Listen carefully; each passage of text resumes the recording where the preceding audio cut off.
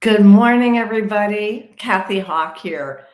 Again, thanks to all of you who watch this and write comments. It really helps me understand what you want to hear for the week. So, I want to, the process that we're going to go through for the next long, actually 56 weeks, because, the Clarity Attention Guides, if you don't have one, let me know. We are studying, and I am talking about this grounding line here that is colored in lighter red and darker red. And there is a message for each one of the words. And I'm going to read to you from our card deck that has the matching red edge.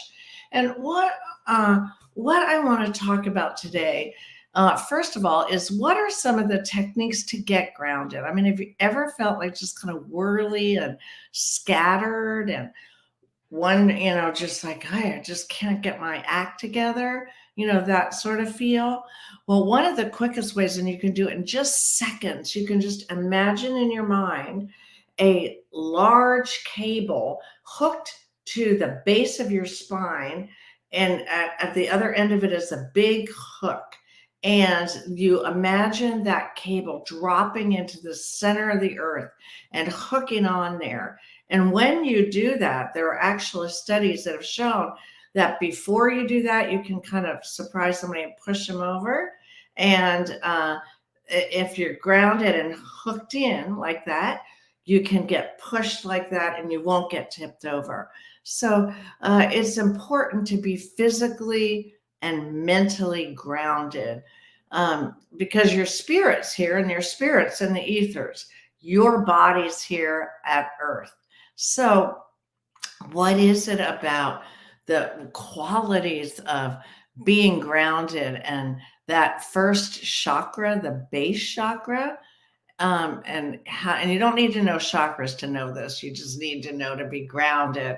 So the most important thing, let me read to you what the card says about courage. You can get the card decks, just let me know and I'll be glad to get one to you. It takes courage and honesty to look at the difficult patterns of your own behavior, and even more courage to go into action to correct your course. Denial is like sticking your head in the sand and it results in stagnation.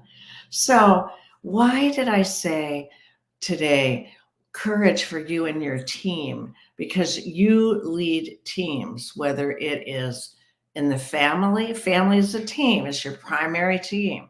So, when you learn to do that, when you learn to lead from courage, to make choices that are sometimes difficult, and even if they're not, it takes courage to take a stand. And when the words "take a stand" come in, that's part of the language of being grounded, because you're standing, your feet are on the ground. Some of the questions to think about for this week are: what are the limiting behavior patterns that I want to change? And what steps do I need to take at this moment to change them? Powerful thoughts. So go with them this week. Have a wonderful week. Think about that red badge of courage and how you're using that in all your choices, and being brave. Uh, and sometimes it's hard to do that in the face of opposition. So I'll sign off now and see you all next week.